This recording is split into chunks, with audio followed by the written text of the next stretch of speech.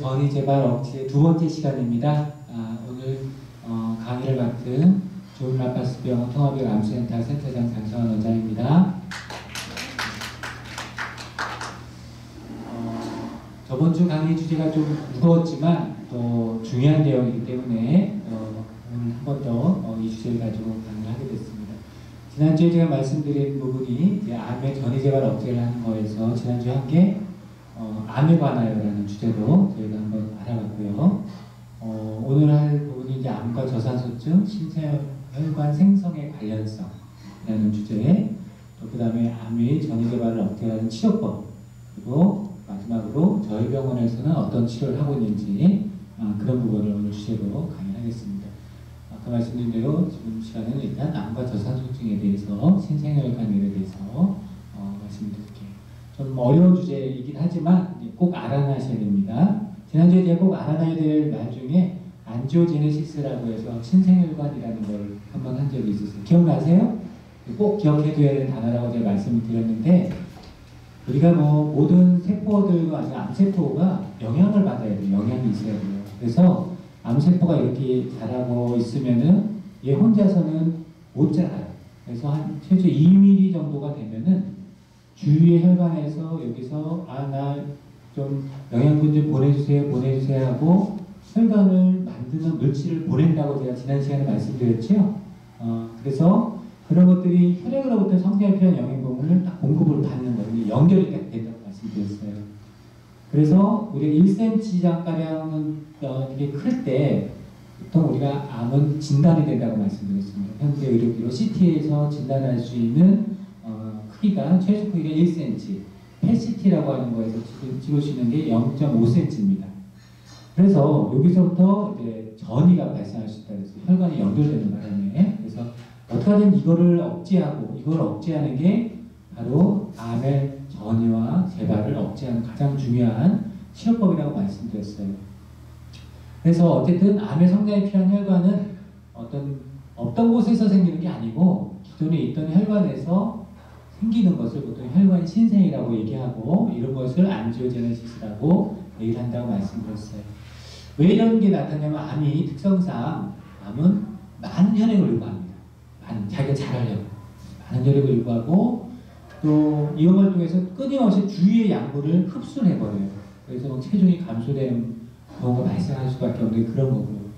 또 이렇게 생성된 혈관이 이게 없던 혈관에서 생성이 이렇게 된다고 말씀드렸죠. 이게 상당히 또 딱 보기에도 뭔가 좀 매끈하지가 않아요, 그죠? 상당히 좀 모양이 좋지 않은 모양인데, 이런 것들이 또 감기에 전이되기 때문에 다른 조직까지도 이게 파괴를 하는 현상이 될 수 있어요. 그래서 어쨌든 이런 크기도 중요하고, 우리가 암세포는 2mm, 1에서 2mm 되면은 우리가 신생혈관을 만든다는 게 중요하다고 분명히 말씀드렸습니다. 그래서 초기부터 암은 전이재발 위험이 높다라고 지난 시간에 말씀을 드렸어요.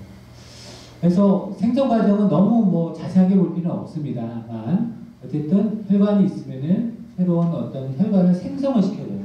암세포 입장에서. 그래서 이렇게 쭉 뻗어나와서 암세포가 연결돼서 기존의 어떤 이런 세 단계를 통해서 어떠한 혈관으로부터 새로운 혈관이 생성됩니다. 내피세포의 성장 이런 말도 있는데 어려운 단어지만 그냥 참고적으로 자꾸 들어놓으면 이해가 가실 거예요. 그래서 그런 것들. 혈관 신생인자들이라는 건 뭐냐면, 아까도 말씀드렸지만 이게 혈관이라면 혈관에서 이게 암이에요. 암에서 뭔가 이렇게 얘를 새로 혈관을 여기까지 연결하게끔 만들려면 뭔가 인자들이 있어야 된다는 거지. 혈관이 생성돼주세요라고 제가 마이크를 갖고 여러분한테 말하듯이 뭔가 혈관한테 말을 거는 거지. 나한테 와 자꾸 뭔가 그런 인자들이 있어요. 그래서 그런 인자들이 뭐냐고 표현하냐면 유도물질이라고 표현합니다. 유도물질. 그래서 그 유도물질 중에 FGF, PGF, VGF, TGF, 인터루킨 A, 이런 식의 여러 다양한 유도인자가 있는 거예요. 유도인자. 그래서 이런 암에서 이런 물질들은 직접 분비되기도 하고, 그리고 아니면은 암에서 활성화된 이런 세포들에 의해서 분비되고 해서 이런 것들이 암 쪽으로 어떤 방향을 이쪽으로 오게 막 만드는 거예요. 쉽게 말씀드리면. 그래서 그중에 제일 여러분이 기억하셔야 될 단어가 뭐냐면 제가 쪽집게 가해 선생님입니다. 꼭 밑줄 쫙꼭 알고 계셔야 된다고 얘기를 하는 게, 왜냐하면 암을 갖고 계신 분들이시기 때문에 꼭 이런 단어는 알고 계셔야 돼요. 상식적으로. 그죠? 그 중에 가장 대표적인 물질이 뭐냐? 요 유도 물질 중에서 그게 VEGF라는 겁니다. 일단 한 번 더 말씀드릴게요. VEGF. 뭐라고요? VEGF. 그죠? VEGF라는. 이건 뭐 혈관을 신생할 때 가장 대표적인 물질이에요. 뭐 인자라는 거죠. 유도 물질. 또 뭐가 중요하냐면 암세포가 다른 세포를 활성화시키는 신호가 있어요. 신호. 활성화를 시켜야 돼. 다른 예를 들어 얘를 활성화해서 또 뭔가 만든다 그랬죠? 다른 세포를 활성화시키는 신호가 뭐냐면 저산소증입니다. 영어로 하이폭시아라고 해요. 뭐라고요? 하이폭시아. 어려운 단어죠. 이 두 개를 꼭 알고 계셔야 돼요. 암환자분들. 이 두 단어. VEGF라는 단어랑 하이폭시아라는. 암이 전이 재발할 때 가장 중요한 두 단어입니다. 아셨죠? 네, 그런 부분을 알고 계셔야 돼요. 요 그림을 이해하시면은 어렵지만 영어로 돼서 이제 논문을 그대로 갖고 왔기 때문에 좀 어려운데 그래도 이제 이런 걸 풀어드려요. 우리가 VEGF라는 건 뭐냐면 뭐 어려운 뭐 말로 내죠. 어쨌든 그로스 팩터는 성장 인자라는 거죠. 혈관의 내피를 성장하는 인자라는 뜻이에요. 인자가. 그래서 그냥 편하게 말씀드리면 혈관 신생을 유도하고 뭐 이런 역할을 한다. 그러니까 혈관을 자꾸 암세포 입장에서 혈관을 만들어주도록 유도하는 그런 것들이 이런 겁니다. 그래서 이런 것들이 있구나 정도만 알고 계시면 너무 복잡하니 그죠? 이렇게 알고 계시면 되고.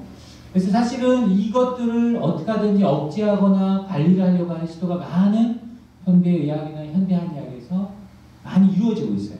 알겠죠? 혈관 내피 성장 인자. 그죠? 이런 게 있구나. 라는 것을 분명히 알고 계세요. 또 하나가 뭐냐면 아까 제가 꼭 알아야 되는 하이폭시아라는 게 있다고 했죠? 뭐라고요? 이게 이름이 하이폭시아. 저산소증입니다. 저산소증. 일반적으로 이제 암은 고형암이 있고 그러니까 눈에 보이는 암이 있고 혈액암이 있어요. 일반적으로 암. 그죠?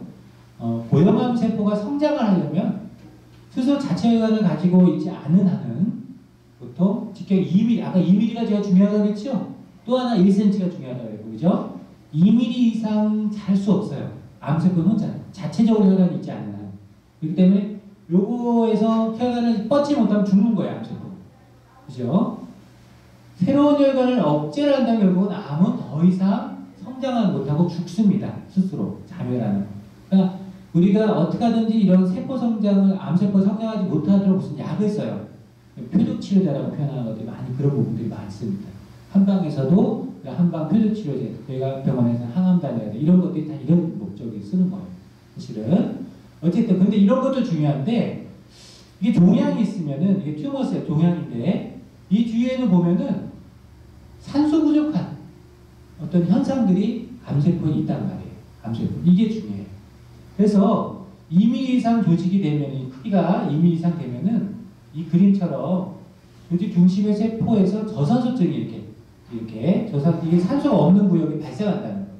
중심부에 세포에서 저산소증이 유발되고 이 저산소증에 의해서 여러 가지 문제가 발생을 하고 이거를 해결하려고 몸에서는 또는 암세포 입장에서는 혈관을 자꾸 만들어요. 산소가 부족하면은 내가 못 살아요. 못 살아 죽겠어요. 그러니까 새로운 산소를 공급해서 암세포가 그러고 있는 거예요. 그걸 바꿔 말하면 암세포한테 산소가 부족하면 암은 새로운 혈관을 만든다는 얘기예요. 이해가죠? 그게 전이의 가장 중요한 원인이 된다고 분명히 말씀드렸어요. 그래서 이것들이 있기 때문에 어떠한 암 조직에 의해서 만약에 이것이 산소가 전달되기 위해서 반드시 혈관 생성이 반드시 일어나서 산소를 공급해 줘야지만 암세포가 커질 수밖에 없다는 환경적으로 그렇게 돼 있어요. 이 암세포 입장에서 이 저산소증이라는 것이 이런 겁니다. 그래서 우리가 산소 부족이라고 하는 말을 반드시 기억을 하셔야 되고 있다는 거죠. 특히 간암이라든가 초기의 어떤 고형암의 어떤 성장은 암세포 자신이 분비하는 스스로 성장하는 인자가 있어요. 그에 의해서 하는데 한 1에서 2mm 정도 크기로 성장을 하면요. 가로 세로 2mm까지 성장하면은 암조직 세포 내부, 아까 그 검게 보이는 내부에 저산소 상태가 돼버려요. 이런 상태가 돼버리면 만약에 자대로 얘가 스스로 잘 영양분을 못 받거나 산소공급을 못 받거나 이러면은 암세포가 괴사하거나 죽어요. 우리한테는 제일 좋은 거예요. 암이 저절로 죽어주니까. 그런데 문제는 암이 그냥 호락호락하지 않다는 게 있어요. 호락호락하지 않아가지고 이거를 저산소증을 극복하기 위해서 암세포들은 주변에다가 막 그냥 혈관 생성인자라고 아까 쭉 있었죠, 그죠? 그죠? 그런 것들을 막 분비를 해요. 그래서 새로운 혈관들을 막 끌어당기는 거예요. 얘가. 그죠? 막 끌어당겨서 이것들 때문에 암이 쉽게 전이가 일어나요. 그러니까 초기부터 전이가 일어날 수밖에 없는 암은 해막질 구조가 이미 되어 있는 거예요. 1cm에서 없어져서 암은 괜찮습니다. 아닙니다, 절대. 50%가량은 이미 1cm 되면 전이 됐다라고 일반적으로 본다라는 게 지난 시간에 여러 논문에서 나온다라고 분명히 말씀드렸죠? 그런 것들을 되게 잘 알고 계셔요. 특히 이제 암 유전자가 활성화되면서 전이암세포도 생기고 또 이런 P53 같은 지난 시간에 했는데 세포 사멸 유전자가 또 손상이 돼버려요. 그래서 세포의 증식이 지속되면은 역시 저산소증이 또 유리가 됩니다. 그래서 어쨌든 이런 혈관 신생 유전자들을 어떻게 하든 없애려고 여러 가지 노력을 해야 되고 결국은 이 저산소증이라는 것이 혈관을 신생하는 어떤 그런 현상뿐만 아니라 종양이 진행하는 그런 것들에 의해서도 일어나요. 그래서 이런 부분에서 우리가 HIF1 여러 가지 말들이 있었는데 어쨌든 이런 것들이 산소전들의 어떠한 감소하는 여러 발현의 증가 원인이 됩니다. 저산소증이 되면요 여러 가지 문제가 이렇게 발생할 수 있다는 거예요. 쉽게 말하면 세포 분열에서 이 저산소증이 되면 여러 혈관 신생인들을 만들어가지고 혈관을 만들어서 막 커지는 거예요. 암세포가 커지고 우리는 제일 관심이 뭐냐 암세포 줄이는 게 제일 관심이 있고 그죠? 또 하나는 암을 다른 데로 움직이지 않는 게 관심 있는 거잖아요. 그죠? 그러니까 이런 부분 저산소증을 해결하지 않으면 상당히 어렵구나라고 그냥 이해하시면 돼요. 이해가시죠? 예. 저산소증을 안 가지려고 그러니까 이제 나와요. 그게 이제 중요해요. 왜냐하면 그런 말을 이해를 박수 한번 쳐주셔야 돼요. 저런 질문이 나오셔야 돼요. 암 환자가 저산소증을 암이 저하사전증과 어떤 관련이 있다는 것만 알고 계셔도 여러분은 제대로 암을 관리하는 거예요. 암을 내가 알아야 뭘 관리를 하죠. 그죠? 모르는 관리가 안 되는 거예요. 자, 두 번째 시간. 정확히, 내가 딱 넘어가려고 했는데 딱 물어보셨어요. 암을 그러면 전이 재발을 억제하려면 어떻게 하면 될까? 2005년에 나온 논문인데요. 고압산소와 악성종양이라는 같은 주제로 방사선이라는 화학요법, 종양수술이라는 광선요법에 장전 역할이 있는지 봤습니다. 네? 이건 미국에서 나온, 미국 뉴욕 의과대학에서 나온 논문입니다. 하는 것은 자 볼게요. 우리가 이 논문을 그냥 제가 번역한 거예요. 지난 40년 동안 우리가 고압산소요법을 하이퍼바릭 옥시전 세라피라고 표현해요. HbO2 요법이라고도 하는데 다양한 질병이 있었어요. 다양한 질병이 있었던 건 옛날에 일산화탄소 중독에서 요즘은 없죠. 옛날에는 연탄가스 중독에서 고압산소 치료를 했어요. 높은기압을 이용해서. 근데 사실은 50년대부터 고압산소요법은 최초로 방사선요법에 적용이 됐었고 특히 두경부암, 여기도 계신데 두경부암이라든가 자궁경부암을 위한 치료로 50년대부터 쓰였었어요. 이 요법은. 네, 서비컬 캔서가 이제 자궁경부암을 얘기하는데 이렇게 장비 모양으로 이렇게 돼 있죠. 역시 논문을 보면은 뭐냐면 암과 저산소증 이미 여러분 앞서 이미 충분히 배웠어요. 저산소증 내가 무조건 이건 해결해야 되는구나. 그죠? 그럼 이걸 어떻게 해결할 건가? 1년을 계속 고민했단 말이에요. 그죠? 저산소증은 동양 특히 고형저항에 아주 중요한 암이 튜머 하이포크시아 저산소증은 되게 중요한 거랍니다. 특히 종양 저산소증을 위한 어떤 근거로 여러 가지를 체크를 하고 특히 아까 말했던 산소 농도가 낮으면 방사선에 반응을 잘 못해요. 방사선요법. 여러분 방사선 치료를 받으면 방사선을 쬐면은 산소가 그 암세포가 있어야 돼요. 그래야 그것을 방사선에서 활성산소를 만들어서 그것을 태워주기는 거란 말이에요. 근데 문제는 종양은 산소가 잘 있다 그랬어요? 없다 그랬어요? 저산소증의 중심에 저산소이 돼 있단 말이에요. 그러니까 반응률이 이따 나오지만 상당히 떨어져요. 그래서 이런 것들을 어떻게 극복할 것인가 막 얼마나 노력했겠어요. 인류가 계속. 그죠? 특히 종양의 저산소증은 지금 임상에 대한 암들의 여기 계신 분들도 마찬가지 예외 아닙니다. 최소한 3분의 1 환자분들은 저산소증이라는 그런 거예요. 존재한다. 여러 이미지에서 여러 연구를 해봤더니 이미 암 환자들은 저산소증이 있다는 건 이미 다 밝혀졌기 때문에 더 이상 재론의 의지가 없어요. 알겠죠? 이런 말이 중요한 거예요. 암들 저 3분의 1의 종양의 저산소증이 있다는 거예요. 특히 이제 이 정양의 저산소증이 된 이유는 아까 말씀 제가 암의 모양이 썩 좋지 않다고 했죠. 급조됐기 때문에. 그죠? 그래서 전문용어로 그 관류라든가 여러 순환이라든가 이런 게 얘가 막 급주해서 여러 혈관을 막 뻗어놨기 때문에 모양이 썩 튼튼한 구조가 아니에요. 그래서 이건 산소 배달이라든가 또 종양과 관련된 빈혈이 있어요. 빈혈, 아네미아라고 표현하는 빈혈에 있기 때문에 기본적으로 수송도 제한이 되기 때문에 그 자체는 혈액이 잘 공급이 되면 또 이게 또 역설적인 얘기인데 또 이게 산소 공급이 충분히 돼서 또 암이 또 저산소증이 없을 텐데 어쨌든 이 구조 자체가 빈혈에 대한 종양 때문에 오는 빈혈이 또 흔하기 때문에 그런 게 또 악화 요인이 돼서 전이가 되기 쉽다라는 거예요. 근본적으로 산소 제한이 되는 이 두 타입 모두 오염정황에 공존하기 때문에 어쨌든 그런 거예요. 특히 이제 종양과 관련된 빈혈은 종양에 유도된 프로스타글란딘이라는 생산에 기인했다고 여러 가지 제한이 있습니다. 그래서 그 암 환자들은 빈혈을 어떻게 하든지 또 해결하려고 많이 노력을 해요. 한방에서 여러 노력도 하고. 근데 이 인간 종양에서 이미 저산소증은 충분히 있다라고 이미 밝혀졌다고 말씀드렸어요. 이미 여러 가지 증명이 됐고, 예를 들어서 평평상피암 같은 경우에는 특히 이 저산소 때문에 문제가 많이 발생하고 있다는 거죠. 그래서 특히 이제 그 우리가 이 저산소 환경에서 자란 종양들은 특히 전이를 더 잘해요.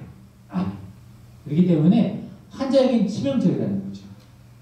종양들은 저항하는 또 유전자에 있어서 또 저산소증이 있는 종양들은요 돌연변이도 또 쉽게 더 많아요. 하는 것들은 그런 것들이 문제라는 거죠.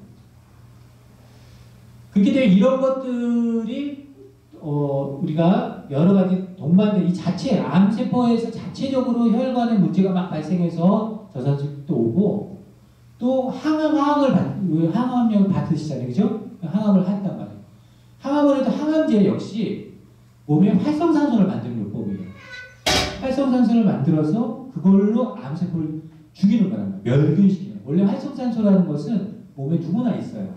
정상인도 다 있어요. 대사의 산물입니다. 대사. 우리가 움직이면은 대사를 한다고 얘기하는데 소화를 하는 것도 대사고 호흡을 하는 것도 대사예요. 그럼 일종의 노폐물 같은 게 생긴단 말이에요. 그게 이제 활성산소, 프리라디칼이라고 표현하는데 적절하게 있으면 이게 세균을 잡아먹어요. 물론 너무 많으면 이것도 염증을 유발해서 암을 유발하는 원인이 돼요. 어쨌든 우리 항암제, 화학요법은 대표적으로 활성산소를 많이 만들어서 암세포를 죽이는 요법이란 말이에요. 근데 문제는 얘가 반응하려면 암이 저산소증이면 되면 안 돼요. 안 되죠. 반응이 떨어져요. 항암을 했는데 반응이 잘 안 된다. 반응이 떨어진다 하는 말은 그런 말도 있는 거예요. 사람은 어떤 사람한테는 참 잘 듣고 있는데 어떤 사람한테는 안 듣는다고 표현을 나온단 말이에요. 이거 왜 그런가요? 그죠? 그런 것들. 왜 항암기공하면 왜 좋은가? 최소한 세포를 어떻게 하든 세포 내에 우리가 산소공을 많이 하는 요법 중에 하나일 수 있어요. 이따가 제가 설명을 드리죠. 그죠? 저산소증을 극복하는 요법이란 말이에요. 그렇기 때문에 특히 항암요법은 즉각적인 저항을 일으키고요. 반응이 잘 안 된다는 거예요. 저항이 있다는 거. 방사선에도 주요 인자예요. 이게 이미 인정된 사실입니다.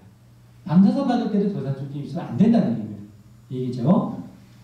특히 뇌종양 같은 경우는 오늘 아까 뇌종양 저희 병원 많지 않습니까? 뇌종양 환자분들이 뇌종양 같은 경우도 특히 저산소증 영향이 최근에 많이 보고되고 있어요. 뇌종양이 커지는 것도 그런 영향. 치료도 그런 것들을 전투적으로 치료해야 된다는 거죠. 이해가죠? 우리가 여러 가지 요법 중에 뇌종양이 왜 들어오냐. 그런 것도 이쪽에서 연관이 되는 거예요. 사실은. 우리가 이 저산소증을 극복하려고 한 30년 동안 여러 노력을 했어요. 이게 어떻게 하든지 저산소증과 종양 안에 있는 저산소 세포들을 민감화를 어떻게 하든 초점을 맞춰서 했는데 여러 이런 노력들은 뭐냐면 뭐냐면 여기서부터 1번부터 7번까지는 우리가 어떻게 하든지 세포의 저산소증을 해결해 보려고 하는 노력이에요. 저산소증이 있으면 어쨌든 항암, 항암요법도 민감도가 떨어지고 직접적인 저항성이 생기고 방사선요법에도 저항성이 생긴다고 분명히 얘기했잖아요. 그 안 생기게 하려고 고압산소요법도 하고 여러 가지 진감제, 헤모글로빈의 산소를 어떻게 하든지 잘 들어가게끔 여러 노력을 했단 말이에요. 근데 이런 노력들을 했을 때 우리가 그중에 또 온열요법도 몸이 따뜻해야지 몸에서 저산소증이 많이 극복되는 거예요. 그죠? 산소 공급이 잘 되니까. 근데 여러 노력들을 했는데 이 많은 것들 중에서 개선될 이 치료계수라고 하는데 이것이 유의하고 재사용 가능성이 생각보다 많지 않더라는 거예요. 노력을 많이 했는데 상당히 많지 않다. 노력을 했지만 우리가 그 1970년대 이후에 이런 종양 저산소증을 포함해 여러 사람을 대상으로 연구를 했는데 특히 여러 가지 이런 것들이 이런 거 뭐 세포 증감 이런 것들 다 했는데 아까 1번부터 7번이라고 했던 거 있죠? 많이 했단 말이에요. 그런데 안타깝게 아직까지도 무슨 결론을 이 당시 논문이 나올 때까지 2005년에 나온 논문인데 도출이 안 됐고 유일하게 고압산소요법이 방사선 치료에 유의한 결과를 치는 보조적 요법이란 말이에요. 이건 제 얘기가 아닙니다. 논문에 나온 얘기예요. 그래서 이 고압산소요법을 했더니 실험이 성공을 했더니 여러 가지 고혈압에 대해서 저산소증 세포 치료를 했을 때 우리가 화학적인 어떤 화학 작용제를 개발해서 거대 규모의 연구가 전 세계에서 발생했단 말이에요. 그죠? 고압산소요법의 원리는요, 뭐냐면, 보통 우리가 해수면 2위가 1기압이라고 얘기합니다. 1기압. 그래서 기압을 일반 혈관에서 적혈구가 있으면 여기에 적혈구는 산소를 이동하는 거 아시죠? 헤모글로빈 산소를 이동하는 수단. 이런 말 들어보셨죠? 이렇게 하는데, 이렇게 그 적혈구와 결합한 산소 분자는 적혈구가 이 크기가 있잖아요. 그죠? 크기 때문에 여기 모세혈관이, 일반 혈관이 이렇다면 혈관이고, 사람은 모세혈관이 있잖아요.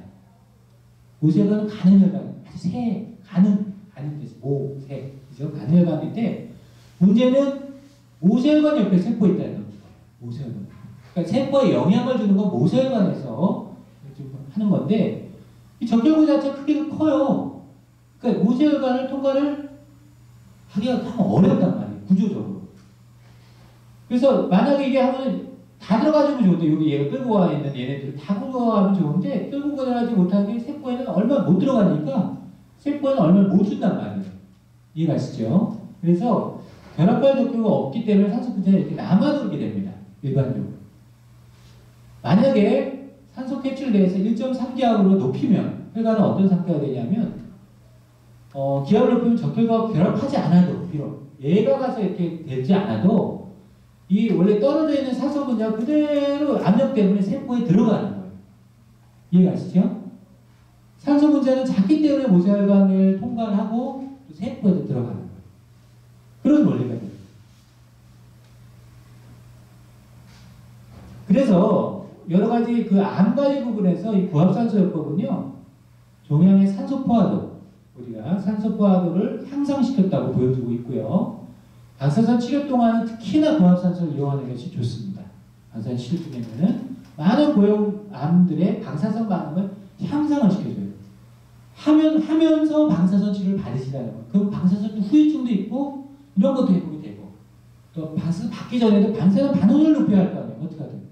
그죠? 그런 것들을 할 수 있다는 거죠.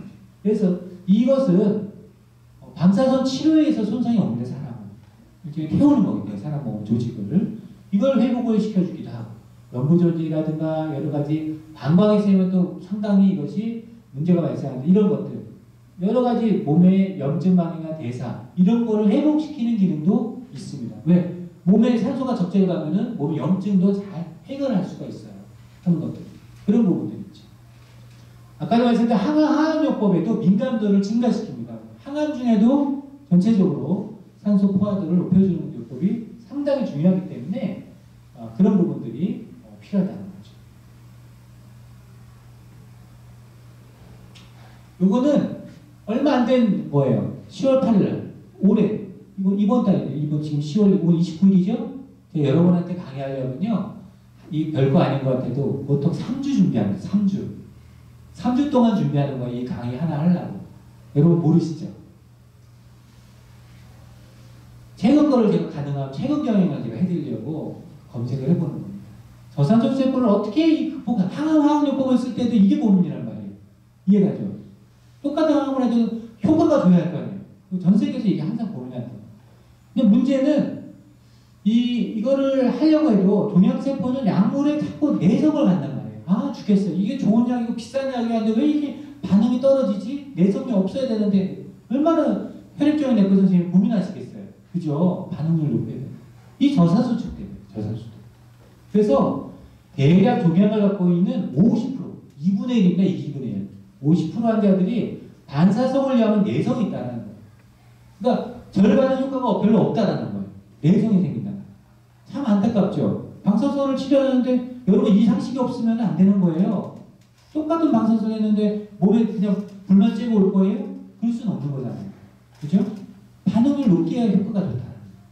그럼 대부분 고용자는 저산소염을 포함하고 있다가 분명히 말씀드렸어요. 특히 과학자들은 환자의 절반에서 저산소증이 항암 치료에 심각한 영향을 끼친다고 보고 있다는 거예요. 사이언스 타임즈에 나온 얘기입니다. 이게. 그렇기 때문에 어떻게 하든지 이 종양을 저산소증을 해결하려고 하는 게 항암 화학요법을 할 때도 중요하단 말이에요. 그것들이 반드시 중요해요. 방사선 치료할 때도 당연히 중요하죠. 그래서 암세포를 공격해요. 아까 말했죠. 활성산소는 암세포를 공격한다 그랬죠? 이게 자이오라디칼이라고도 표현하고 활성산소라고도 하고 프리라디칼이라고도 한단 말이에요. 이게 산소가 있냐 없냐에 따라서 효과가 나뉘는 거예요. 암세포 자체에서.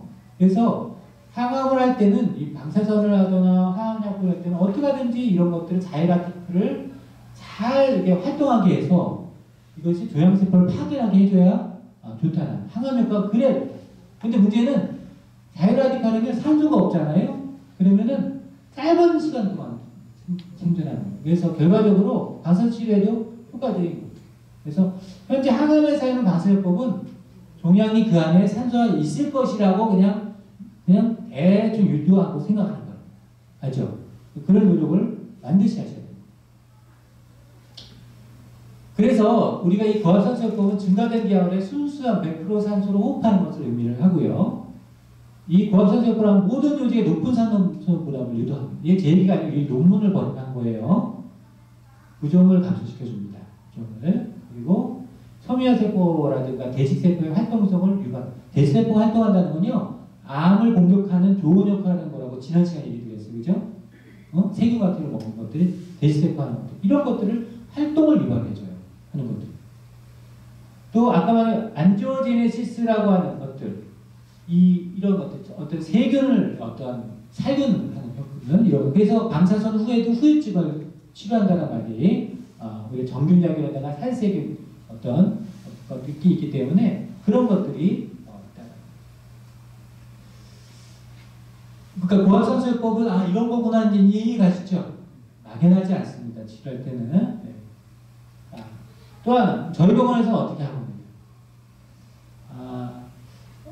이 장면 못 보셨을 장면인데 이제 저희 병원 홈페이지가 생깁니다. 저희 병원 홈페이지가 지금 11월 4일날 이제 홈페이지 정식 오픈이에요. 얼마 안 남았어요. 계속 저도 이거 작업하느라고 며칠 동안 아주 힘들었습니다. 저희 병원은 이제 주은캔서.com이에요. 주은캔서.com 이렇게 해서 저희 병원은 근거 중심의 양방, 한방, 임상의학, 대체의학을 통합암치료관이라고 통합의학 센터고 통합의학 팀이 의사생들, 한의사, 그리고 항암기공팀, 전문 간호팀, 또 식이영양팀 다 있는 거예요. 그죠? 암치료팀. 그죠? 암은 어느 한쪽 영역만으로 어렵단 말이에요. 통합치료를 해야 돼요. 저산소 치료도 마찬가지예요. 그죠? 그래서 통합적인 치료를 해야 합니다. 이 홈페이지 나중에 들어오시면은 이제 이렇게 됩니다. 11월 4일부터 보실 수 있고요. 호전 사례라든가 항암기공이라든가 왜 이런 게 하나하나가 있느냐? 제가 이제 여러분한테 지금 강의하는 거는요. 모두 유튜브에 다 올려놨어요. 제가. 그래서 다시 보기 저희 홈페이지에 들어가셔서도 이전 걸 보실 거면 다 보세요. 또 제가 관련 논문 같은 경우도 아까 실었던 논문들을 다 원문 번역해서 다 실어놨습니다. 전이 재발을 억제해야 되는 거는 이제 되게 중요하다고 이제 아셨죠? 여러분 벌써 수준에 이거 아는 분들이 생각보다 없어요. 이거 아주 수준이 높아지신 거예요. 제가 아까 VEGF 꼭 하나 들어오셨죠? 그죠? 저산소증 대충이 감이 오시죠? 우리 전이개발 억제를 하려면요 항혈관 우리 혈관에서의 어떤 혈관 신생 물질을 없애줘야 돼요. 그런 것들에 대한 치료 이것이 전이 억제의 가장 기본입니다. 암 휴면 치료 암을요 잠들게 하는 것도 암 치료입니다. 암을 더 이상 활동성이 아니게 하는 게 중요한 거예요. 암이 활동하면 막 커진단 말이에요. 근데 암이 활동하지 않는다는 건 뭐 그 자체로도 반응이 있는 겁니다. 암이 안 커진다는 건 무슨 얘기겠어요? 얘가 혈관 신생물질을 잘 못 만들고 있다는 얘기도 된다. 이해가시죠? 잘 관리하셔야 돼요. 그런 것들도 암 휴면 치료. 또 통합 다경로 암표적 치료가 있습니다. 이거는 뭐냐면 말기암이나 사기암도 통합의학 센터에서는 치료를 합니다. 여기도 계시고 우리가 그런 부분들은 집중적으로 종양의 성장의 억제를 항암 화학요법을 하진 않지만 그에 준한 혈관 신생을 억제하거나 여러 가지 면역 증강을 위해서 인체의 스스로 이길 수 있는 힘을 최대한 높이려고 하는 것이 통합 다경로 암표적 치료. 여기에 한방 항암제가 들어가 있고 한방 약침이라든가 온열 치료, 면역 치료 왜 이런 것들이 들어가는지 이제 이해가 가실 거예요. 혈관 신생을 억제해주고 안지오제네시스라는 걸 억제해주고 면역력을 극대화해줘야 돼요. 그래야지 암을 사면할 수가 있는 거예요. 또 하나 한양방 플러스 암 치료법은 뭐냐면 아까 말씀드린 이거는 이제 병행 치료 분야고 얘기하는데 항암 중에 한방이나 통합의학에서는 항암의 어떤 부작용을 감소시켜주고 반응률을 높여야 되는 게 되게 중요하다고 말씀드렸죠. 통합의학에서 반응률 높이면 어떻게 한다고 말씀한 건 하나의 예에서 고압산소 그것만 있는 게 아니에요. 통합의학에서 그죠? 부작용을 없애주고 최대한 면역력을 높여주고 우리가 항암제나 방사선요법의 반응률을 높여주려고 하는 요법이 고압산소뿐만 아니라 한약에도 되게 많습니다. 제가 다음 주에 의사 선생님들 앞에서 이제 강의를 하는데 자연 통합의학 암학회라는 데서 그때 이런 거를 쭉 구체적인 처방까지 제가 다 말씀을 드려요. 한의사분들하고 의사분들. 그런 것들이 이미 논문이 너무나 많이 나와 있어요. 그런 부분들이 어쨌든 이런 것들이 아까 항암 방사선의 부작용을 감소시키면서 호흡을 어떻게 높여줄 것인가. 그동안은 우리나라는 오로지 수술항암 방사선에서 안 되면 땡. 왜 안 되는지도 몰라요. 환자들. 반응률이 떨어지는 거예요. 그 몸 자체가. 반응을 높여줘야죠. 왜 그것만을 해요. 고집하는 하는 우리가 통합의학은요. 절대 수술항암 방사선을 부정하는 게 아니에요. 그걸 반드시 인정합니다. 절대 부정하지 않고 그 부분을 더 도와드리려고 보조적으로 도와주는 요법을 많이 합니다. 그것이 전 세계 통합의학을 하는 모든 학자, 저를 포함한 모든 학자들의 관심인 거예요. 동일하게 시스플라틴을 썼으면 이거를 조금만 써도 좋은 효과를 볼 수 있게, 강력한 효과를 볼 수 있게, 또 오래 쓸 수 있게 쓸 수 있는 게 얼마나 필요하겠습니까? 그죠? 그런 것들을 연구해야죠. 그죠? 부작용을 감소해주고 치료 효과를 증진하고 빠른 회복을 하고 면역 개선을 한다면은 이 자체가 우리가 전이 억제를 할 수 있는 거죠. 이런 것들이 통합될 때 전이제발 억제라고 표현하는 건 어느 하나만 얘기하는 게 아니에요. 그런 것들을 알고 계셔야 되고요. 그저 고압산소요법 적용이 있습니다. 그죠? 아시죠? 그래서 항암 중이거나 또는 방사선 중이거나 또는 현재 사기라 하더라도 어떻게 하든지 신체혈관을 억제하셔야 돼요. 그죠? 그래서 받으셔야 되는 게 필요하다고 제가 말씀을 드리는 겁니다. 그런 것들은 그 외에 이거는 저희가 홈페이지에 나오고 자세한 논문하고 해서 다 들어와 있어요. 침 치료에서도요. 우리가 이런 최대한의 어떤 순환력을 좋게 해주는 요법들이 있습니다. 암종별로 타겟팅하는 침 치료법이 있어요. 물론 보조제요법에서 암성 통증이라든가 뭐 어떤 염증 반응에 의해서 어떤 손발 저리라든가 이럴 때도 쓰고 구토하고 이럴 때도 쓰지만 암 개별적인 타겟팅을 해서 하는 연구도 한방에서는 대규모로 지금 연구를 하고 있어요. 간암이라든가 아까 제가 말씀드렸죠. 간암은 이런 혈을 써야 됩니다. 폐암은 이런 혈을 써야 됩니다라고 말씀드렸죠. 전통적으로 한방에서 사용했던 요법들인데 그런 것들이 암은 좀 더 특이하게 더 나오기 때문에 또는 증상이 없다 하더라도 암에 도움이 되는 요법들을 한방에서 침요법에서도 지금 최근에 많이 접근하고 있습니다. 또 하나 약침요법은요. 전 세계 우리나라만 하는 게 아닌데 전 세계에서 많이 하고 있고요. 어떻게 보면 여러분이 알고는 아우노바주사라고 미술토라 있죠? 일종의 약침이라고 보시면 돼요. 상기생에서 추출한 약침이죠. 하는 것들. 왜냐하면 먹어서 효과가 없는 성분들이 있어요. 수강은. 왜냐하면 위액의 문제 때문에. 그런 것들은 주사제를 이용하거나 또는 한방에서 혈맥자위 요법이라 하는데 IV를 해서 하거나 이렇게 해서 직접적으로 IM이라든가 근육주사를 해서 직접적으로 어떻게 도움이 될 수 있는 요법들, 항염증작용을 하려고 하는 여러 시도들이 최근에 많이 있고 또 최근에 그런 거에 대한 관계 논문이 계속 나오고 있습니다. 온열 치료는요, 특히 뜸이라든가 온열 몸이 차가워지면요, 암이 좋아하는 저산소증 환경이 되는 거예요. 이해가시죠? 그렇기 때문에 몸은 또 쉽게 산성화를 만들 수 있기 때문에 혈액순환을 어떻게 잘 되게 하는 것이 되게 중요한 겁니다. 그래서 온열요법은 그 자체로 상당히 중요하고 또 부항요법 역시 마찬가지예요. 부항을 하거나 이런 것도 일정한 특수한 혈의들이 있어요. 암세포에 특히 이제 이런 것들이 도움될 수 있는 암 환자분들이 어떤 증상, 개별적인 증상에도 도움되는 요법도 있고 암종별로 도움이 될 수 있는 사혈자들이 있습니다. 그런 걸 하는 것은 몸에서 입장에서 볼 때 뭐냐면 이거 외부에서 상처를 내버렸단 말이에요. 피를 내거나 이러면 면역세포 일시 증가합니다. 새로운 혈액을 만들려고 하고 그런 요법들이 다 저산소증을 또 해결하려고 하는 요법이에요. 가만히 두면 계속 검은 피가 돼요. 몸에서는 나쁜 피가 있습니다. 그 자체로는 몸 자체가 안 좋은 환경이 된다는 거예요. 자꾸 산성화가 되고 그런 것들을 해결할 수 있는 것 자주 하는 건 아니에요. 하는 것들은 아마도 비염이 있을 수 있기 때문에 자주는 안 하지만 적당한 전문 한의사가 적당한 약을 뽑아서 필요한 혈의에 맞춰서 하면은 분명히 도움되는 요법들은 그런 것들이 있죠. 또 한방 항암제는 뭐냐면 이거 여러분이 주로 지금 드시고 계신 약이에요. 무항거사단입니다. 항암 플러스라는 이 약은 대전대 한의과대학 동서암센터에서 개발한 약이에요. 하는 겁니다. 그래서 혈관 형성을 억제해주고 전이 제거를 억제해서 각 암종에 대해서 이런 것에 대한 단기전 논문이 계속 논문의 근거가 축적되고 있습니다. 이런 약. 환기부정자 같은 경우는 특히 항암이나 마선 중에 면역력까지 너무 떨어졌을 때, 그럴 때 쓸 수 있는 환기를 기본으로 한 약입니다. 항암 중에 환기가 항암의 부작용을 많이 억제해주고 면역력을 높여주는 그런 근거 논문들이 많이 있습니다. 그래서 그런 겁니다. 또 독삼섬수단에서 너무나 악질이 많아졌거나 너무 기운이 떨어졌다 할 때 또 그러면서 신생활을 억제하려고 합니다. 건칠계복정은 여러분이 넥시아라고 들어보셨어요? 건칠이라는 약이 사실은 옷이죠, 그죠? 옷 오른다고 하죠. 전 세계에서 유일하게 우리나라만 옷을 먹는 민족입니다. 옷을 안 먹어요, 다른 나라. 이게 얼마나 알러지를 바랍니까, 그죠? 근데 이제 옷은 이 건치를 항암제로 개발했던 이제 강원대 교수님 강의를 제가 한번 들었는데 그 개발 의미가 뭐냐면 어떤 그 시골 마을에 유양 말기 환자가 있는데 말기니까 더 이상 병원에서 손 쓸 틈이 없다는 거예요. 그래서 집에 가서 그냥 좋은 거 드시라고 보통 그게 얘기하는 경우가 많습니다. 병원에서 갔는데 이웃 사람들이 너무 이제 안타까워서 옛날에 이제 위장질환이나 이런 걸 썼을 때 한방에서 건치던 약을 한약으로 많이 사용을 했었어요. 옛날부터 몸을 상당히 따뜻하게 한 약입니다.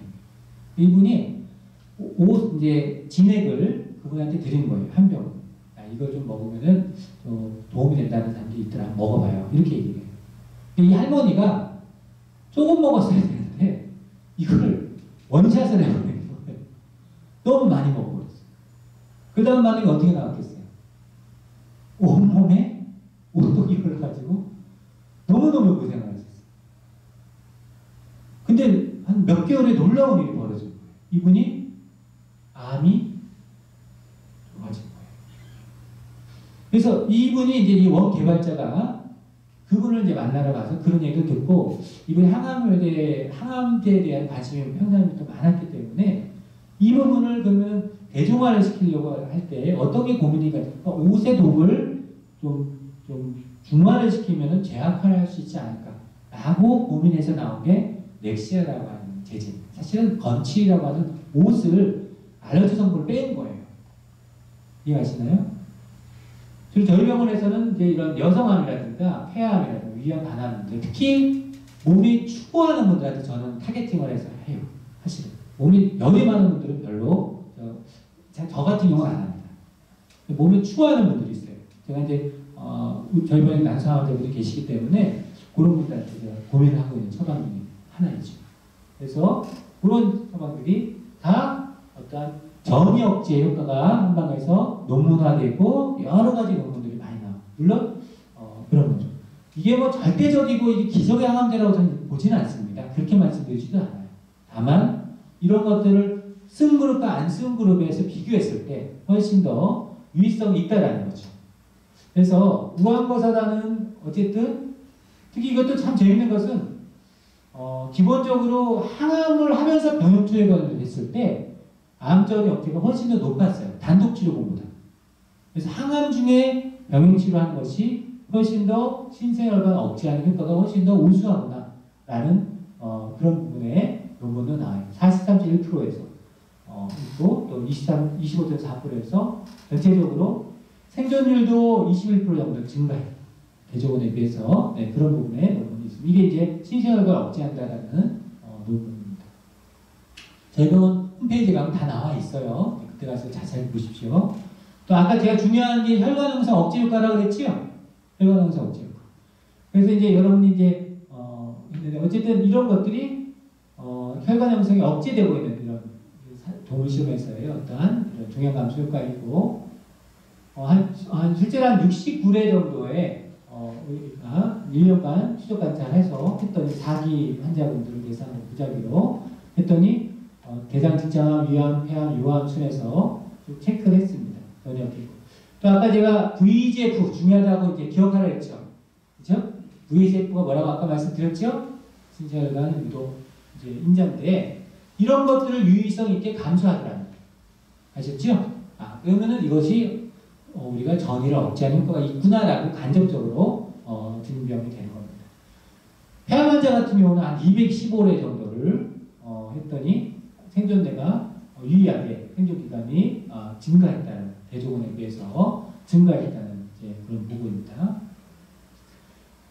그리고 세포 독성이 이제 요 항암 플러스에는 우리 세포 독성이 있습니다. 암세포주에 독성 어느 정도 세포 독성이 있어야 암세포를 죽인다고 말씀드렸죠. 그래서 유의성 있는 세포 독성이 있고 특히 뇌전형 세포라든가 이럴 때도 저 같은 경우는 이런 근거를 가지고 뇌전 환자분들한테도 이제 지금 투여를 하고 있는 거죠.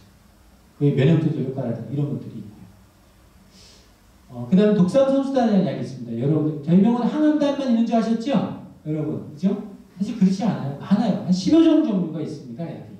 근데 제가 여러분한테는 일단은 가장 기본적인 것들 하나하나 제가 해결해 드리려고 그냥 말씀을 소개를 하려고 했죠. 처음에는 또 그걸 또 어느 정도 관심이 있는지 제가 또 파악을 해야 되기 때문에 요거는요 이제 우리가 진세노사이드라고 해서 항암 성분 중에 특히 이제 인삼의 강화 이 성분이 강화된다는 것은 항암 효과가 높아진다는 어떤 그래서 두꺼비독이 있어요. 보통 섬수라고 하는데 한방에서는 역시 약으로 썼습니다. 이런 것들이 신경전달 물질을 멜라토닌이라든가 세로토닌을 분리하는 어떤 섬수 성분인데 그리고 MD 앤더슨 암센터하고 공동 연구를 했어요. 이거는 그래서 폐암, 위암, 간암에 대해서 항암 효능이 강화 현상이 있다는 것이 이미 입증이 되어 있고요. 섬수는 이제 중국 상해 복단대학교라는 암센터 되게 유명한 암센터입니다. 중국에서 거기서 이 섬수를 가지고 광범위하게 암 환자에게 항암제로 사용을 해서 신경안정 효과도 있으면서 항암 효과가 있는 걸로 섬수가 알려져 있습니다. 중국에서 많이 항암 약으로 쓴다는 거죠. 한약으로. 이것이 같이 들어있는 약이 독삼섬수단입니다. 독삼섬수단의 약이. 그래서 주로 암성 IH라든가 암성 피로라든가 식욕부진 개선도 해주고 각종 암에 그래서 이런 우리가 우황청심환처럼 생겨 있어요. 그렇게 하고 신생혈관을 대조군에 대해서 실제로 억제하는 모습을 대조해서 이미 여러 국제학회지에 논문이 발표되어 있습니다. 이것도 있는데 주의사항이 있어요. 아파레 목욕제라든가 이런 것들, 호르몬 의존성, 유방암이나 저혈성 같은 경우는 우리가 특히 이제 인삼이라든가 홍삼 같은 거를 주의하셔야 합니다. 녹용이라든가 이런 것들을 주의하셔야 돼요. 독각이 내용을 함부로 듣지만 며칠 전에도 저한테 그런 거 물어보시는 분들 안타까워요. 어떤 한의원에서 그냥 막 주셨나 봐요. 저한테 이제 자문해서 이 경우는 호르몬 의존성인 경우에는 좀 주의하셔야 됩니다. 라고 장기 복용을 하셔야 합니다. 잠깐 쓰는 건 상관없어요. 잠깐 쓰는 건 상관이 없는데 너무 장기화돼서 복용하면은 호르몬의 어떤 의존성인 경우에는 좀 주의를 하셔야 될 수가 있습니다. 그래서 그런 경우에 또 당뇨 환자 같은 혈당 상승의 우려가 있기 때문에 그런 부분은 좀 주의해야 됩니다. 어쨌든 한방이라고 해서 무조건 부작용이 없다 이렇게 말하면 저는 그건 한의사가 아니라고 얘기를 합니다. 아니 그런 한약이 어디 있어요? 그럼 약이 아니죠. 그 음식이죠. 한약이 약입니까? 음식입니까? 약입니다. 그러니까 전문 한의사가 있어야 되고 그걸 구분하는 사람이 있는 거죠. 음식에 많은 성분이 한약에 와 있는 건 맞지만 그 효과를 극대화하게 된 약이란 말을 붙이는 거예요. 그죠? 그러니까 그런 것들은 분명히 구분할 수 있는 능력 있는 전문의한테 반드시 상의를 하셔야 됩니다. 또 하나 중요한 게 뭐냐면 우리가 전이재발 억제할 때 제가 꼭 권고하고 있는 싶은 운동이 기공입니다.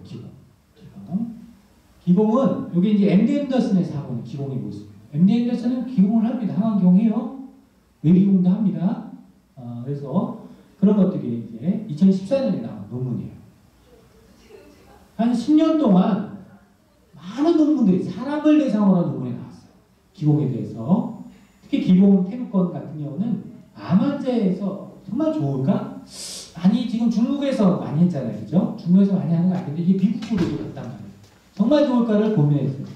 했더니 결론이 뭐였냐면 우리 신체적 기능, 활력, 사회적 기능, 정신건강 이런 걸 다 체크해봤는데 점수화를 해고 여러 가지 논문을 통계를 내봤어요. 이론이 있다는 통계적으로 유의성이 있다는. 그래서 특히 암에 특이적으로 스페시픽하게 암에 특이적으로 삶의 질이라든가 암 환자의 삶의 질 되게 중요한 부분입니다. 또 피로, 면역 다 증강한다. 특히 스트레스 호르몬 같은 경우 암의 염증을 많이 유발하는데 이런 것들은 낮추더라고요. 활기차지. 당연히 저산소증도 회복되죠. 여기 계신 분들은 하루에 몇 시간씩 운동하세요? 4시간씩. 그건 대단한 거죠. 오전 2시간, 오후 2시간. 일반인도 하기 힘든데. 그러니까 이 이름을 가지고 저산소를 회복하니까 뇌종양에도 분명히 도움이 될 것이고 여러 암종에는 당연히 도움되는 거예요. 안 하는 그룹보다 하는 그룹이 훨씬 좋고 항암만 하는 분들보다 훨씬 좋습니다. 운동을 하세요. 특히 걷는 운동은 더 좋습니다. 아셨죠? 그런 부분들을 반드시 주위 분들한테 알려주셔야 돼요. 사실. 누워만 있으면 암 환자들은 아주 안 좋습니다. 이유가. 그런 부분들이 있죠. 그래서 저희 병원은 이런 근거를 가지고 통합의학에 대해서 전이재발을 억제하려고 많이 노력하는 병원입니다. 네. 이상으로 제 오늘 강의는 마치도록 하겠습니다. 네, 감사합니다. 혹시 질문 있으신가요?